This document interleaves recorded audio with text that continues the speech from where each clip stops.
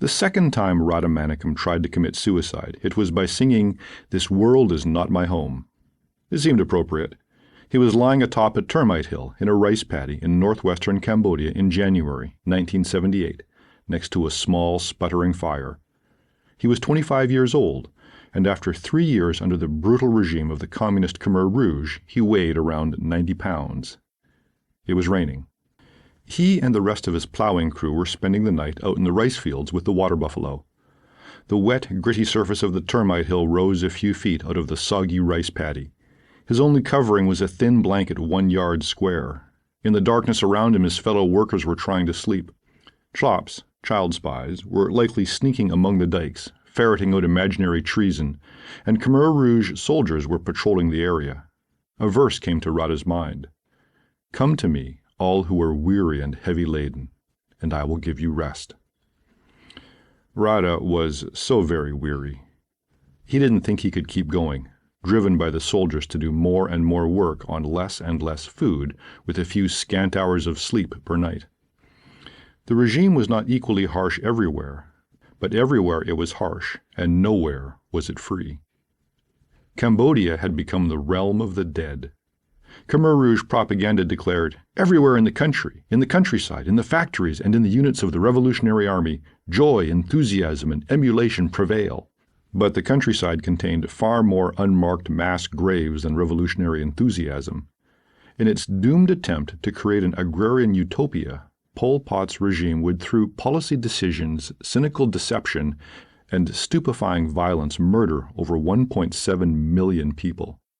Mao and Stalin's communist regimes killed far more people, but no other government in modern history has destroyed nearly a quarter of its own citizens. If communist Vietnam had not ousted the Khmer Rouge in 1979, that figure would surely have been even higher. Some victims died relatively quickly, shot or clubbed or tortured to death. Others lingered for months or years until they died of starvation or some wretched disease. That's what had happened to Radha's father and 5 of his 7 siblings. Another had been beaten to death. Millions of other Cambodians weren't in the grave just yet, but they were dying on the inside. Pol Pot once boasted that the Khmer Revolution was the purest, most communist revolution the world had ever seen. He was probably right. No other government has ever tried to exert such totalitarian control over its citizens. Pol Pot and other Khmer leaders tried to reshape the identities of an entire nation in their determination to create the new socialist man. The regime commanded how and where people would live, work, eat, sleep, and marry. Leisure time did not exist. Much Khmer Rouge ideology resembled, ironically, key elements of Christianity turned inside out and upside down. This was not deliberate, for the Khmer Rouge knew little of the Bible. Pol Pot insisted that everything about the revolution was Khmer in origin. Yet everywhere in Cambodia under the Khmer Rouge there were shadows of biblical truth and practice. Love, worship, community, confession, transformation, unity, judgment, virtue, purity, equality. All hideously distorted.